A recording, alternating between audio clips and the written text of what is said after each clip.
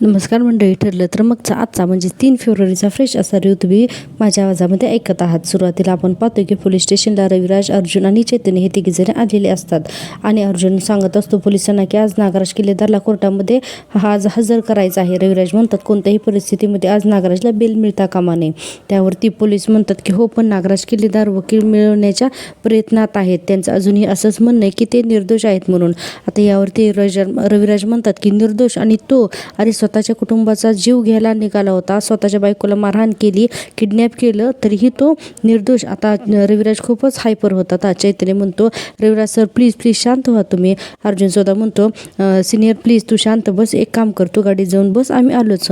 रविराज आता इन्स्पेक्टर साहेबांना सॉरी म्हणतात आणि आता तिथून ते गाडीत बसण्यासाठी निघून जातात. आता चैतन्य आणि अर्जुन दोघेही तिथेच असतात. आता अर्जुन म्हणतो की बरं इन्स्पेक्टर साहेब सगळे पेपर रेडी झालेले आहेत ना, तर आता आम्ही निघू शकतो का? तर आणि अर्जुन निघायला लागतो. तोपर्यंत इन्स्पेक्टर सावंत म्हणतात की एक मिनिट अर्जुन साहेब, मला ना एक गोष्ट सांगायची राहिली आहे. 2 दिवसापूर्वी ना एक कुणीतरी ॲडव्होकेट मॅडम आल्या होत्या महिपत शिकरे यांना भेटायला. आता अर्जुन म्हणतो कोण होती ती? आणि चैतन्य म्हणतो दामिनी देशमुख होती का ती? तर इन्स्पेक्टर सावंत म्हणतात नाही मला ते माहिती नाही, त्यावेळेस मी ते नव्हतो. आणि मग आणि म्हणतात की पुढे हो पण आमच्या व्हिजिटर लॉगमध्ये कळेल की ती कोण होती ती. आणि इन्स्पेक्टर जाऊन कॉन्स्टेबलला बोलवून ते सांगतात की रजिस्टर घेऊन ये म्हणून. आता ते रजिस्टर घेऊन ते शिपाई येतात आणि अर्जुन त्याच्यामध्ये बघतो तर त्याच्यामध्ये विशाखा प्रभुणे असं नाव लिहिलेलं असतं महिपतला भेटायला आलेल्या त्या स्त्रीचं. तर ती एक वकील आहे असं तिनं दाखवलेलं असतं आणि खरं तर ती साक्षी आलेली असते. आता अर्जुन म्हणतो की महिपत शिकरेला भेटायला आलेली मुलगी ॲडव्होकेट विशाखा प्रभुणे. आता अर्जुन म्हणतो चैतन्य म्हणतो अरे म्हणजे कोण रे? तर हे नाव तर मी कधी अगोदर ऐकलं नाही. आता अर्जुन पण खूप विचार करतो, म्हणतो विशाखा प्रभुणे हे तर नाव मी कधीही ऐकलेलं नाही आहे. बरं मला सांगा की ते दिसायला कशा होत्या? त्यावरती तो कॉन्स्टेबल सांगायला लागतो की त्यांचे छोटे केस होते, त्यांच्या नाकाखाली ना मोठं चामखीळ होतं आणि खूपच केस होते त्यांच्या कपाळावरती आणि त्या गहूवरणी होत्या, असं थोडंसं वर्णन त्या शिपाईने सांगितलं. पण हे एवढं वर्णन ऐकून सुद्धा चैतन्याला समजत नाही. चैतन्य म्हणतो अशी लॉयर मला तर माहिती नाही. चैतन्य तुला माहिती का रे अशी कोण लॉयर आहे का? आता चैतन्य म्हणतो नाही मला पण माहीत नाही. अर्जुन म्हणतो आपलं सर्कल तर खूप छोटं आहे, तरीही आपल्याला माहीत नसलेली लेडी वकील विशाखा प्रभुणे आहे तरी कोण? आणि मेन म्हणजे ती महिपत शिकरेला भेटायला का बरं आली असेल? आता चैतन्य आणि अर्जुनला हा प्रश्न पडतो की अशी कोणती लॉयर आहे की जी आपल्याला माहीत नाही म्हणून. चैतन्य पण विचार करतो आणि यानंतर आपण पाहतोय पुढचा सीन. इकडे आपण दुसऱ्या सीनमध्ये पाहतोय अस्मिता सचिनचा विचार करत असते आणि म्हणत असते की सचिनने अन्नपाणी सोडणार आहे असं तर मला सांगितलं होतं, त्याला कॉल करू का मी? अस्मिता आता सचिनला फोन लावते. इकडे सचिन मस्तपैकी पॉपकॉर्न खात टी व्ही बघत बसलेला असतो आणि आता इकडे अस्मिता त्याला फोन लावते तर तो बघतो पण अस्मितावरती असं नाव आलेलं असतं फोनवरती, पण अस्मी म्हणून फक्त एवढंच म्हणतो. तो काही फोन उचलत नाही आणि हा आरामात मस्तपैकी टी व्ही बघत पॉपकॉर्न खात असतो आणि अस्मिताचा फोन रिंग वाजून कट होऊन जातो. अस्मिता इकडे म्हणते अरे सचिनने कॉल का नाही घेतला म्हणून. अस्मिता इकडे परेशान असते आणि म्हणते की त्याने खरंच खाणं पिणं तर सोडलं नसेल ना. अस्मितालाच त्याची काळजी वाटत असते आणि आपण इकडे सचिन तर आरामात बसलेले. आता त्यानंतर सचिनने फोन तर उचलत नाही आणि नंतर 1 मिनिटानंतर पुन्हा फोन लावतो आणि लगेचच अस्मिता त्याचा फोन उचलते. आता बघा सचिन लगेचच फोन लावतो आणि म्हणते की अस्मिता तुम्हाला फोन केला होता का? सॉरी अस्मी, मी झोपलो होतो ग, त्यामुळे मला कळलंच नाही तू फोन केलेला. हल्ली काय ना की मला रात्री झोपच लागत नाही ग, त्यामुळे मग दिवसा आराम करण्याचा प्रयत्न करतो मी. असा आवाज वगैरे चेंज करून असं दाखवतो की जसं काही तो आजारी म्हणून आणि पॉपकॉर्न तोंडात घालतो आणि खोकला काढतो आणि लगेचच म्हणतो की ते जरा तब्येत बरी नाही आहे ना माझी. आता असं इमोशनली तो ब्लॅकमेल करतो अक्षरशः अस्मिताला आणि पुढे म्हणतो की बोल ना तू का कॉल केला होतास? तर अस्मिता म्हणते की मी एवढंच सांगायला कॉल केला आहे की परवा येऊन जो काही तू तमाशा केलास ना तर तो परत करू नकोस. आणि पुढे म्हणते की माझ्यापासून जितकं लांब राहशील ना तितकंच चांगलं आहे तुझ्यासाठी. आणि हो पुढे म्हणते की अन्नपाणी सोडण्याची तर अजिबातच काही गरज नाही. इकडे सचिन आरामात पॉपकॉर्न खात बसलेला असतो आणि म्हणतो की हॅलो अस्मी. इकडे अस्मिता फोन ठेवून टाकते आणि म्हणते की सचिनची तब्येत खूपच डाऊन वाटली मला. आणि आता अस्मिता बिचारी इकडे सचिनची काळजी करते आणि तिकडे सचिन फोन ठेवून मस्तपैकी पॉपकॉर्न खात बसलेला असतो आणि पुढे म्हणतो की ही तर पहिली पायरी आहे आणि म्हणतो की आता काहीच दिवसामध्ये बघ अस्मी नाक घासत माझ्या पायाशी येईल असं आता सचिन म्हणत असतो. कारण त्याला वाटत असते की आपण असं इमोशनल ब्लॅकमेल केलं की बरोबर आपण अस्मिताला आपल्या आयुष्यात घेऊन येऊ शकतो. आपण आता पाहतोय पुढचा सीन. इकडे नागराज इन्स्पेक्टर सावंतच्या समोर बसलेला असतो. इन्स्पेक्टर सावंत म्हणत असतात की काय किल्लेदार मिळतोय का कुणी वकील? नागराज म्हणतो की हो 4-5 वकिलांना केलाय फोन, बघू. पण इन्स्पेक्टर सावंत म्हणतात पण कुणीही तुमचा फोन उचलत नसेल, बरोबर आहे ना? काय आहे ना किल्लेदार की हल्ली नंबर सेव्ह जरी नसला ना तरी कळतं कोण फोन करतंय ते, असं इन्स्पेक्टर सावंत म्हणतात. आणि नागराज कंटिन्यू कोणाला तरी फोन लावत असतो. आता इन्स्पेक्टर सावंत म्हणतात कोणताही वकील, कोणताही तत्वनिष्ठ वकील तुमच्या केसला हातसुद्धा लावणार नाही. इतक्यात नागराज म्हणतो एक मिनिट देशपांडे वकिलांना फोन लागलाय आणि म्हणतो की हॅलो देशपांडे वकील, माझी केस तुम्ही घ्यावी असं मी म्हणतोय. आता ते डायरेक्ट फोनच कट करून टाकतात ना. आता इन्स्पेक्टर सावंत म्हणतात चला म्हणजे आता देशपांडे वकिलांवरती सुद्धा फुली. आणि नागराज बघा पोलीस स्टेशनमध्ये सुद्धा ऐटीत बसलेला असतो. आता इन्स्पेक्टर सावंत एक फॉर्म देतात आणि म्हणतात घ्या फॉर्म भरा. नागराज मनाशी म्हणतो मला सोडवायला कोणीतरी तगडा वकील पाहिजे होता, आता काय सरकारी वकिलावरतीच अवलंबून राहावं लागेल असं वाटतंय. असं म्हणून आता नागराज त्या फॉर्मवरती सही करणार असतो. इतक्यातच त्याला आठवतं की अरे महिपत जेव्हा अशा सिच्युएशनमध्ये अडकत होता ना त्यावेळेस एक वकील असतो, तर महिपतच्या घरी भेटला होता तो वकील, एक भेटला होता तर त्याला काही तत्वबित्व असतील असं वाटत नाही. काय नाव बरं तिचं? विजय भालेराव, त्याचा नंबर आहे ना माझ्याकडे, असं म्हणून सही करता करता पुन्हा नागराज फोन लावायला लागतो. सावंत म्हणतात काय किल्लेदार सरकारी वकील मिळवण्यासाठी फॉर्म भरताय ना? नागराज म्हणतो 1 मिनिट साहेब, 1 मिनिट, एक लास्टचा कॉल करतो. आणि असं म्हणून नागराज आता फोन लावायला लागतो. आता नागराज फोन लावतो तर तिकडून फोन उचललाच जात नाही. सावंत म्हणतात ठीक आहे मग भरा आता फॉर्म. आता नागराज त्या फॉर्मवरती सही करणारच असतो. इतक्यातच त्याला रिटर्न कॉल येतो. आता रिटर्न कॉल म्हणजे हाच महिपतचे प्रकरण जो सोडवतो ना तोच असतो भालेराव. आता नागराज पटकन फोन उचलतो आणि म्हणतो की भालेराव साहेब नमस्कार, मी नागराज किल्लेदार बोलतोय, माझी केस तुम्ही घ्यावी अशी माझी इच्छा आहे. त्याचे सगळे डिटेल्स तर तिकडे म्हणतात की आहेत माझ्याकडे सगळे डिटेल्स. ॲडव्होकेट रविराज किल्लेदारांच्या सख्या भावाला अटक झाली हे पनवेलमध्ये सगळ्यांना कळले. नागराज म्हणतो पण तुम्ही माझं वकीलपत्र घेताय ना, तुम्ही सांगाल त्यापेक्षा मी तुम्हाला जास्त फी देईन. इकडे वकील म्हणतात की मी तुमची केस घेईन पण एका अटीवर आहे म्हणून. आता नागराज म्हणतो कोणती? तर वकील म्हणतात की तुम्ही कोर्टामध्ये मी जे सांगेन ते आणि तेवढंच बोलाल, कीच माझ्या पद्धतीनेच मी लढेन, तुम्ही मला कोणत्याही मुद्द्यावरती अडवणार नाही. आता नागराज म्हणतो एक्सलंट, चालेल ना, मी तुम्हाला कधीच अडवणार नाही आणि मी तुम्हाला असं अजून म्हणत असतो. इतक्यातच ते वकील फोन कट करून टाकतात. आता नागराज मनाशी खुश होतो ना. आणि आपण यानंतर डायरेक्ट सीन पाहतोय तो म्हणजे कोर्टामधला. आता कोर्टामध्ये सुमन, सायली सगळेजण आलेले असतात. अर्जुन म्हणतो सुमन काकू तू तर ठीक आहे ना म्हणून. रविराज, चैतन्य, सायली, सुमन सगळेजण आलेले असतात आणि सगळेजण एकदम सेट असतं वातावरण. अर्जुन वगैरे सगळे तयारीत आलेले असतात. इकडे नागराजचे वकील सुद्धा रेडी असतात आणि सायली सुमनला डोळ्याने सांगत असते की काही नाही सगळं ठीक होईल म्हणून. इतक्यात इन्स्पेक्टर सावंत आणि 2 शिपाई त्या नागराज किल्लेदारला घेऊन येतात ना. आता ते आल्यानंतर सुमन तर नागराजला बघता क्षणीच घाबरायला सुरुवात करते. आता नागराज किल्लेदारला कटाऱ्यात आणल्यानंतर आता जज साहेब सुद्धा येतात. आता जजसाहेब आल्यानंतर सगळे उभे वगैरे राहतात आणि त्यानंतर आता जजसाहेब म्हणतात की चला आता केसची सुनवाई सुरू करा म्हणून. आता असं झाल्यानंतर सगळ्यात पहिल्यांदा तर नागराजचा वकील जो आहे ना तर तो पहिल्यांदा उठून उभा राहतो आणि तो नागराजची बाजू मांडत असतो. प्रेक्षकांकडून मी तुम्हाला परवाच्याच भागामध्ये सांगितलं होतं ना की नागराज भरपूर व्यवस्थित सुटणार म्हणून, आणि नेमकं आजच्या भागामध्ये तसंच झालेलं आहे. नागराजचा वकील म्हणतो की मिलॉर्ड नागराज किल्लेदार हे पनवेलमधील एक प्रतिष्ठित असं व्यक्तिमत्व आहे. रविराज किल्लेदार हे त्यांचे सख्खे मोठे बंधू आहेत म्हणून. आणि पुढे म्हणतात की नागराज किल्लेदार यांच्यावरती जे काही आरोप झालेले आहेत ना तर ते नक्कीच गंभीर आहेत म्हणून. आणि पुढे सांगतात की ते वकील पण त्यांना चौकशीसाठी कस्टडीत ठेवता यावे हे काही बरोबर नाही असं तो वकील म्हणत असतो. आणि पुढे म्हणतो की मी कोर्टाला विनंती करतो की नागराज या चौकशीमध्ये पूर्णपणे सहकार्य करतील आणि त्यांना जामीन मिळावा अशी मी कोर्टाला विनंती करतो. असं पहिल्याच झटक्यात नागराजच्या वकिलांनी सगळं काही त्यांचं मत मांडून टाकलेलं असतं आणि दॅट्स ऑल म्हणून तो वकील जाऊन जागेला बसतो. आता पहा आता अर्जुन सुभेदारची टर्न असते. आता जज साहेब म्हणतात की ॲडव्होकेट अर्जुन सुभेदार तुम्हाला यावरती काही बोलायचं आहे का? तर अर्जुन आता उठून उभा राहतो आणि आता अर्जुन खूप काही बोलतो आणि म्हणतो की मिलॉर्ड ॲडव्होकेट किल्लेदार यांचे बंधू जे आहेत ना, तर ते नागराज किल्लेदार यांनी स्वतःच्या सख्या भावावरतीच मारण्याचा प्रयत्न केलेला आहे, म्हणून स्वतःच्या सख्या भावालाच मारण्याचा प्रयत्न केला असं आता अर्जुन सांगतो. सगळेजण आता नागराजकडे बघत असतात कोर्टामध्ये. हे थोडं इथून पुढचं जरा म्युझिकली दाखवलेलं आहे. आता अर्जुन म्हणतो की 22 वर्षापूर्वी 22 वर्षापूर्वी महिप शिकरे यांना नागराज किल्लेदार यांनी सुपारी दिली होती. फक्त रविराज किल्लेदारच नाही तर त्यांच्या कुटुंबांना सुद्धा मारण्याची सुपारी या नागराज किल्लेदारनी महिपतला दिली होती असं आता अर्जुन स्पष्ट कोर्टामध्ये सांगतो. आणि पुढे म्हणतो की जेव्हा यांना संशय आला की यांची बायको सुमन किल्लेदार यांना यांच्या या प्रकरणाबद्दल कळलंय, तर नागराज किल्लेदार यांनी स्वतःच्या बायकोलाच किडनॅप करून तिला बांधून ठेवलं होतं. आता असं अर्जुनने स्पष्ट सांगितल्यानंतर सगळेजण नागराजकडे पाहत असतात. अर्जुन म्हणतो या सगळ्याचे पुरावे आहेत माझ्याकडे. मी कोर्टाला विनंती करेन की नागराज किल्लेदार यांना जास्तीत जास्त शिक्षा व्हावी म्हणून. आता नागराज रागारागाने बघा अर्जुन आणि सुमनकडे पाहत असतो. इतक्यातच नागराजचा वकील उठतो आणि म्हणतो की ऑब्जेक्शन मिलॉर्ड ॲडव्होकेट अर्जुन यांनी कोर्टाकडे असले कुठलेही पुरावे सादर केलेले नाही आहेत, कारण अजून पुरावे द्यायची वेळ यायच्या अगोदरच हा वकील म्हणत असतो.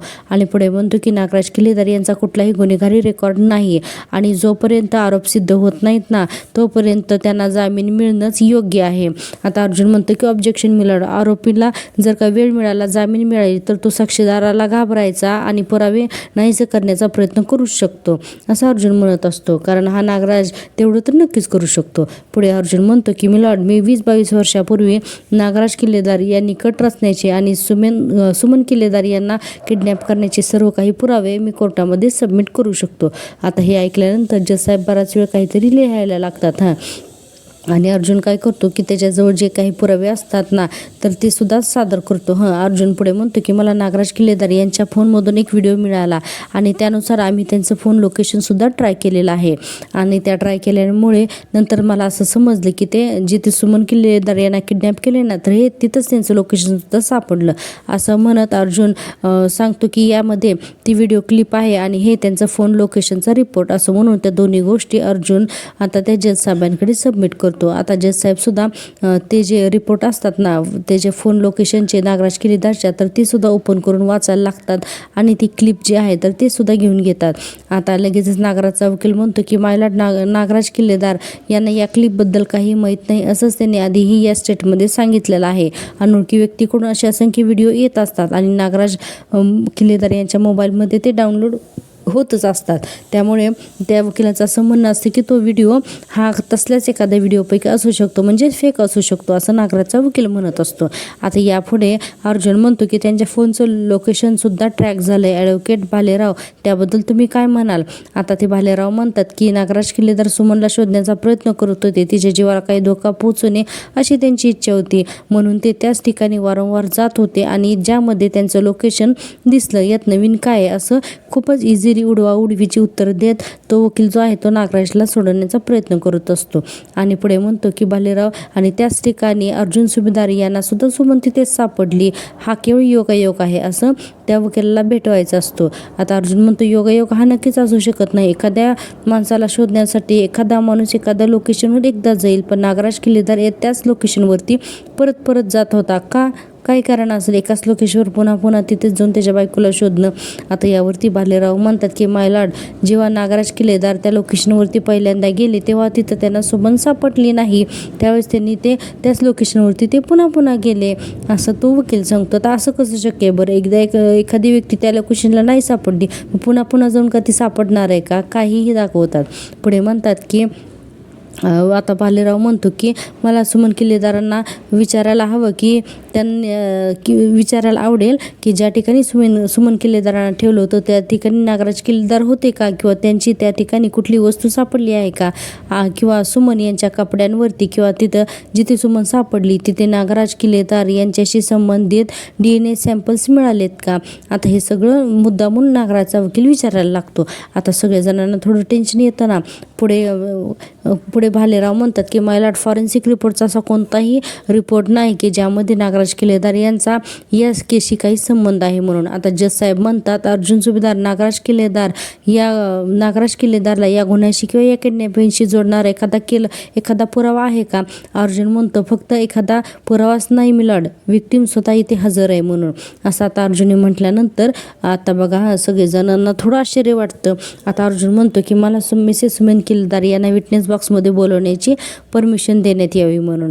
आता असं म्हटल्यानंतर सुमन खरं तर घाबरलेली असते, कारण आता तिला जायचं असतं ना की जजच्या समोर तिला आता साक्ष द्यायची असते म्हणून. इतक्यातच आपण घरचा सीन पाहतो. इकडे सुभेदारांच्या घरी अस्मिता म्हणत असते कोर्टामध्ये नक्की आता काय झालं असेल, मला तर ना विचार करूनच चैन पडत नाहीये. प्रतिमा त्या म्हणतात की मला सतत सुमनची एवढी काळजी वाटत असते ना, बिचारी किती साधी आहे ग ती. आणि प्रिया बघा तिथे डायनिंग टेबलवरती मस्त मोबाईल बघत बसते. आता प्रतिमा त्या म्हणतात नागराज भाऊजींनी तिच्याकडे नुसतं बघितलं तरी बिचारी घाबरते, पण आज कोर्टात कसं होईल.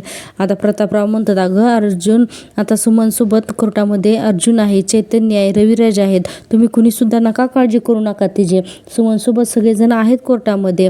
आता कल्पनाताई म्हणतात पण नागराज भाऊजी असं कसं काय वागू शकले, म्हणजे बघा ना 22 वर्ष ते आपल्यासमोर एक मुखवटा घालून फिरत होते आणि आपल्याला हे सगळं कळलं सुद्धा नाही. आता अधूनमधून प्रियाचा सुद्धा चेहरा दाखवलाय. आता प्रतापराव म्हणतात की प्रियाकडे बघून की हे बघ आपल्या आयुष्यात फसवणूक करणारे आणि लबाडी करणारे खूप लोक येतात, त्यांना शिक्षाही होते पण ते नंतर मुकाट फिरतात ग. आता हे वाक्य बरोबर प्रियाला लक्षात येतं. हां, प्रिया लगेच म्हणते बाबा तुम्हाला जे काही बोलायचं आहे ना तर ते स्पष्ट बोला, उगीच आडून बोलू नका. आता असं म्हणल्यानंतर कल्पनाताई म्हणतात तन्वी तोंड सांभाळून बोल हां तो, आणि कोणाशी बोलतेत ना याचं जरा भान राखतो. प्रिया लगेचच म्हणते की मी का भान राखायचं म्हणून. आता प्रिया लगेचच डायनिंग टेबलवरती उठूनच येते हां, आणि सगळ्यांच्या समोर म्हणते की का बरं तुम्ही मला वाटेल ते बोलाल आणि मी ते सगळं ऐकून घ्यायचं का? मी नाही ते ऐकून घेणार. आणि पुढे म्हणते की मी कायदेशीररित्या जेलमधून बाहेर आली, त्यामुळे तुम्ही माझ्यावरती हे असले आरोप नाही करू शकत. आता यावरती प्रतापराव म्हणतात तन्वी तू कोर्टाला फसवू शकतेस पण आम्हाला नाही फसवू शकत. आता लगेच प्रतिमा त्या म्हणतात तन्वी पुरे झालं हे सगळं, नाही तर अस्मिता समोर तरी नको करू, जा तुझ्या खोलीमध्ये जा. आता प्रिया म्हणते झालं, सगळ्यावरचा एकच रामबाण उपाय, जा तू तुझ्या खोलीत जा, हाच उपाय आहे ना, असं प्रिया म्हणत असते. आणि पुढे म्हणते की जाते मी, आणि आता तिथून रागाने निघून जाते. प्रतिमा त्या म्हणतात या मुलीचं काय करायचं ना मला तर ते काही कळतच नाही म्हणून. आणि आपण आता पाहतोय की पुढचा सीन पुन्हा कोर्टामधला. आता इकडे कोर्टामध्ये जज साहेब परमिशन ग्रंटेड असं म्हणतात सुमनला आता साक्ष देण्यासाठी यायला. आता सायली तिला इशारा करते तेव्हा सुमन जाते आणि आता तिथे साक्ष देण्यासाठी उभी राहते. आता सुमन बिचारी खूप घाबरलेली असते, इकडे तिकडे बघत जाते आणि तिथे उभी राहते. आता सुमन तिथे उभे राहिल्यानंतर अर्जुन तिथे येतो आणि म्हणतो की मिसेस सुमन किल्लेदार तुम्हाला अजिबात घाबरण्याची गरज नाही, जे काही घडलं ते खरं कोर्टाला सांगा म्हणून. आता असं अर्जुनने सांगितल्यानंतर बिचारी सुमन अगदी हळू आवाजात बोलायला सुरुवात करते. अर्जुन म्हणतो की त्या दिवशी नागराज किल्लेदार यांनी त्या अपघाताची सुपारी दिल्याची कबुली तुमच्याकडे दिली होती ना, असा प्रश्न आता अर्जुनने विचारल्यानंतर सुमन हो असं म्हणते. सगळेजण आता सुमनकडेच पाहत असतात की सुमन काय साक्ष देते ती. आता सुमनने हो असं सांगितल्यानंतर जज साहेब सुद्धा अगदी बघायला लागतात ना की बापरे त्याची स्वतःचीच बायको हो म्हणून सांगते. आता सुमन पुढे नागराजकडे बघत घाबरत म्हणते की हो यांनी माझ्याकडे त्या दिवशी कबुली दिली की 22 वर्षापूर्वी यांनी माझे दीर रविराज किल्लेदार, त्यांची बायको आणि त्यांची मुलगी या तिघांना सुद्धा जीवे मारण्याचा प्रयत्न केला म्हणून, असं माझ्या नवऱ्याने मला सांगितले असं सुमन सांगते कोर्टात सगळ्यांच्या समोर. आणि पुढे म्हणते की आणि ही कबुली देण्या अगोदर मी त्यांचा जेव्हा पाठलाग केला ना तेव्हा ते यांनी मला किडनॅप करून एका जागी बांधून ठेवलं होतं, एका खोलीत बंद करून ठेवलं होतं असं सुमन सांगते. नागराज बघा रागाने आता सुमनकडेच बघत असतो. रविराज नंतर वाटतं अरे वा बरं झालं छान साक्ष दिले. आणि आता लगेचच अर्जुन सांगतो की मिलॉर्ड तुम्ही सुमन किल्लेदार यांची अवस्था बघू शकता, या खूपच घाबरलेल्या आहेत म्हणून, आणि यांची आत्ताची अवस्था बघून आपण हा अंदाज तर लावू शकतो की नागराज किल्लेदार यांनी सुमन किल्लेदार यांचा किती छळ केला असेल ते. नागराज फक्त बघत असतो सुमनकडे रागाने. अर्जुन पुढे बोलत असतो की आपल्या नवऱ्याकडून खुनाचा प्रयत्न केल्याची कबुली ऐकून त्याच्या बायकोला काय वाटेल याची कल्पना तर आपण करू शकतो. यावरती जज साहेब म्हणतात भालेराव तुम्हाला काही क्रॉस क्रॉस एक्झामिनेशन करायचं आहे का सुमन किल्लेदार यांचं, असं म्हणल्यानंतर आता हा भालेराव उठून उभा राहतो आणि म्हणतो की येस मिलॉर्ड म्हणून. आता अर्जुन सुमनला इशाऱ्याने सांगतो की घाबरू नकोस म्हणून. आता तो भालेराव जो आहे तर तो सुमनकडे येतो काही प्रश्न विचारण्यासाठी. आता आल्यानंतर तो म्हणतो की पहिल्यांदा तर सुमन किल्लेदार तुम्ही काय हो, तुम्ही खूप घाबरलेले आहात म्हणून. तर सुमन त्याच्याकडे बघते. हां, तर ती खरंच घाबरलेली असते सुमन. आता तो भालेराव म्हणतो की तुम्ही खरंच तुमच्या नवऱ्याला घाबरलात की तुम्ही कोणाच्या तरी दबावाखाली येऊन खोटी साक्ष देताय म्हणून घाबरलात तुम्ही. आता असं म्हणल्यानंतर सगळे तर आश्चर्याने बघतात की हा असा काय प्रश्न विचारतोय म्हणून. सुमन म्हणते मी कोणाच्याही दबावाखाली नाही आहे म्हणून. आणि पुढे म्हणते की मी जे काही सांगते ना तर ते मी खरं सांगते, अगदी खरं सांगते मी ते, असं म्हणत असते. पण सुमन खरं तर कापत असते कारण ती खूप घाबरलेली असते. सुमन म्हणते की माझा नवरा अतिशय नीच माणूस आहे म्हणून. नागराजकडे बघून आता सुमन डायरेक्ट बोलते. हा, आणि नागराज सुद्धा तिच्याकडे बघत असतो. आणि याच्यानंतर हा भालेराव सुमनकडे बारकाईने बघतो तर सुमन खरंच थरथर कापत असते. आणि तो म्हणतोय का अरे तुम्ही तर थरथरच आहे म्हणून. आता अर्जुन, रविराज सगळेजण सुमनकडे बघायला लागतात किंवा आपल्या आता काही होतंय का काय म्हणून, पण असं काही होत नाही. आणि ठरलं तर मग हा भाग इथे संपतो. प्रेक्षकांनो, तुम्हाला जर का मी दिलेला रिव्ह्यू आवडत असेल ना तर प्लीज चॅनलला सबस्क्राईब करा. अजूनही बरेचसे प्रेक्षक असे आहेत तर जे चॅनल तर रिव्ह्यू तर रोज पाहतात पण अजिबात सबस्क्राईब करत नाही. तर प्लीज व्हिडिओला लाईक करा आणि चॅनलला सबस्क्राईब करा. आता पाहूया उद्याच्या भागामध्ये काय होतं ते. आता उद्या बघा, हा नागराजला पोलीस स्टेशनमध्येच अर्जुन इतक्या जोरात पाठीमागून लाथ घालतो की नागराज जो आहे तर तो अक्षरशः खालीच पडतो. कारण उद्याच्या भागामध्ये नागराजला बेल मिळालेली असते. आता नागराजला लाथ घालून आता अर्जुन म्हणतो की तुला फक्त एका गुन्ह्यासाठी बेल मिळाली पण तुझ्या बाकीच्या गुन्ह्याचं काय, असं म्हणल्यानंतर आता आपण बघतोय की पोलीस स्टेशनमध्ये प्रतिमा, आत्या, सायली आणि सुमन सगळेजण येतात. सुमन म्हणत असते की नागराज काका 22 वर्षांपूर्वीच्या गुन्ह्यापासून तुमची सुटका होऊ शकते पण घरगुती हिंसाचाराच्या आरोपातून नाही, असं म्हणून आता सायली नक्कीच नागराजला पोलीस स्टेशनमधून जाण्याच्या अगोदर त्याच्यावरती घरगुती हिंसाचाराचा पुन्हा एकदा गुन्हा दाखल करून त्याला पुन्हा एकदा बहुतेक जेलमध्ये पाठवेल. आता हा भाग उद्या बघण्यासाठी खूपच इंटरेस्टिंग आहे. पाहत राहा माझी आवडती सिरियल आणि हो, चॅनलला सबस्क्राईब करायला अजिबात विसरू नका. भेटूया उद्याच्या भागात. तोपर्यंत टेक केअर, बाय बाय.